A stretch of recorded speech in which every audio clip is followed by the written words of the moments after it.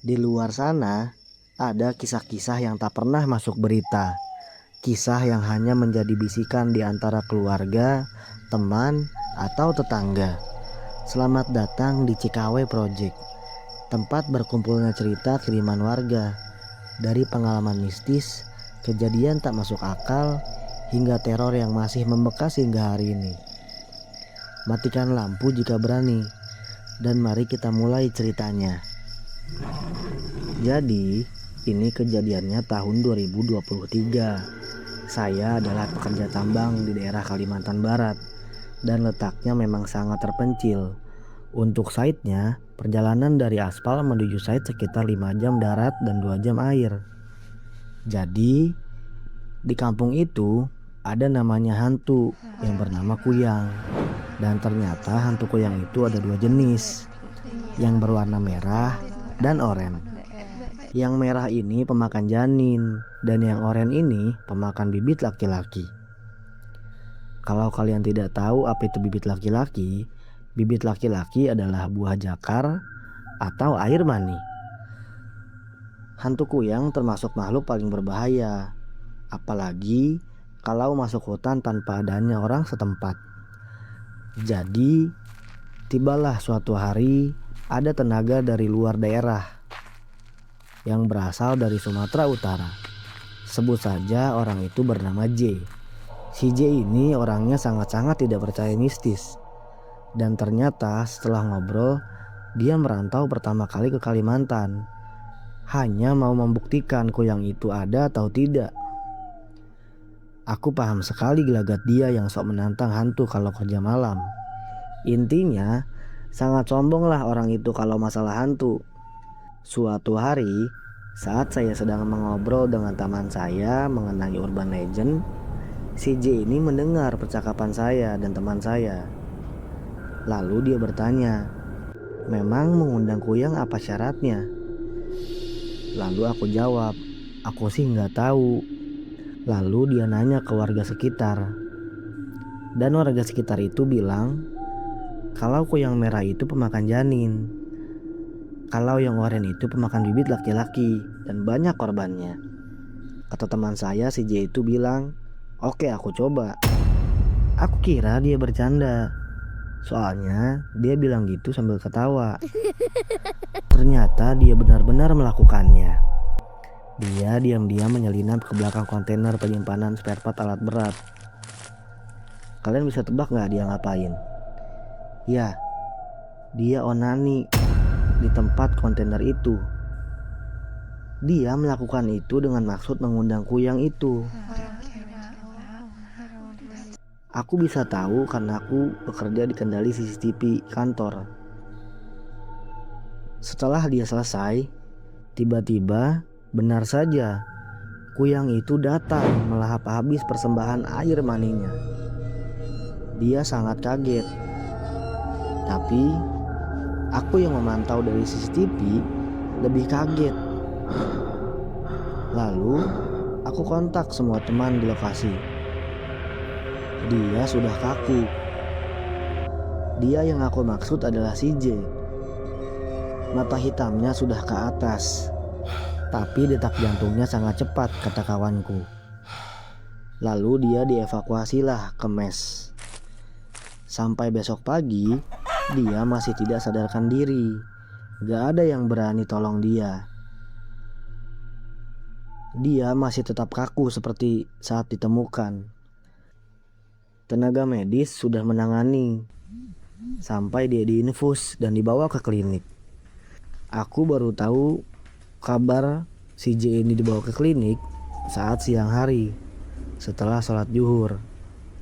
Lalu aku junguklah dia ke klinik. Aku kasih minum, mulutnya menutup, gak bisa dibuka. Lalu entah dari mana, aku tergerak menolong. Aku tanya teman yang kemarin si J tanya. Ternyata dia benar-benar cari info untuk membuktikan Kuyang itu ada. Terus ini obatinnya gimana? Dia jawab, ada dukun di kampung.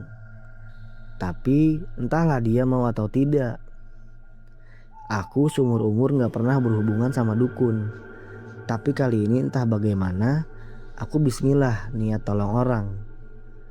Lalu aku datang ke tempat dukun itu dan ceritakan semuanya. Tapi dukunnya malah marah.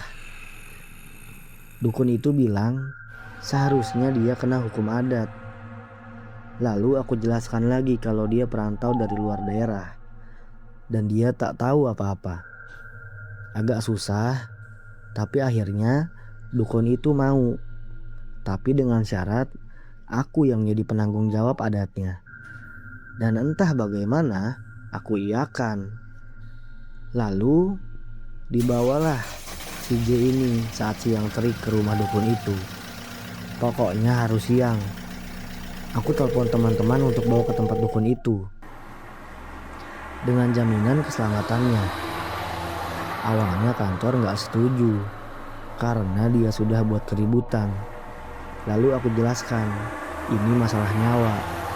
Akhirnya kantor mengizinkan. Singkat cerita, sampailah aku dan si J itu ke rumah dukun. Saat itu si J masih dalam kondisi yang sama. Dukunnya langsung bilang jangan di sini. Aku juga dalam bahaya kalau dia di sini. Lalu dukunnya bilang bawa saja ke rumah adat. Kami terus komunikasi lewat telepon. Malam datang, aku terus zikir supaya minta perlindungan Allah. Alhamdulillah kami aman. Jam 1 pagi aku dapat telepon dari dukun itu.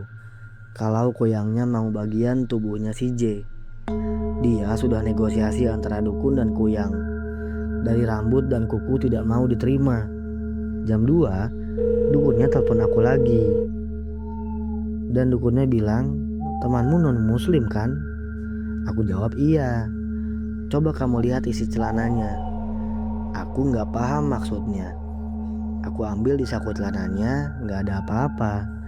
Ternyata bukan itu yang dimaksud si dukun. Tapi suruh lihat burungnya. Dan sangat terpaksa aku buka celananya untuk melihat burung si J itu. Lalu setelah aku lihat burungnya, ternyata dia belum sunat. Kata dukunnya, iya gak apa-apa.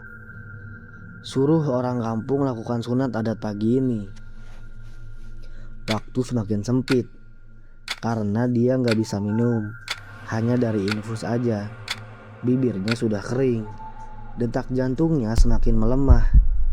Tibalah pagi-pagi saat terbit matahari, kami rendam setengah badan si J ini di sungai.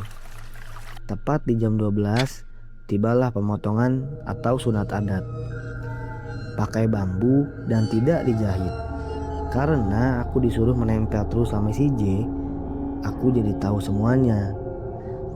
Lalu si J ini dibawa ke rumah adat untuk prosesi sunatnya. Selain disunat, darah bekas sunatan itu juga diambil. Dan aku melihatnya cukup banyak. Sampai aku panik sendiri karena orang ini tanggung jawab aku. Setelah pemotongan itu, anehnya mulutnya tidak kaku lagi.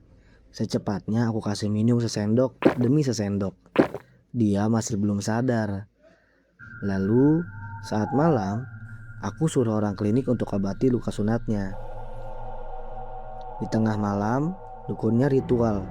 Karena telepon tetap tersambung, aku dengar jelas suara kuyangnya bilang, "Pajoh, pajoh." Atau dalam bahasa Indonesia, makan, makan. Pas subuhnya, si J ini agak sadarkan diri. Kutanya namanya siapa, dia ingat. Rumahnya mana juga sesuai identitasnya. Dia masih lemah. Lalu dia aku kasih makan dan minum. Keesokan harinya, si J ini baru sadar. Dan dia teriak karena ada perban di burungnya. Lalu aku tanya, sakit atau bagaimana? Dia bilang, burungku dimakan hantu.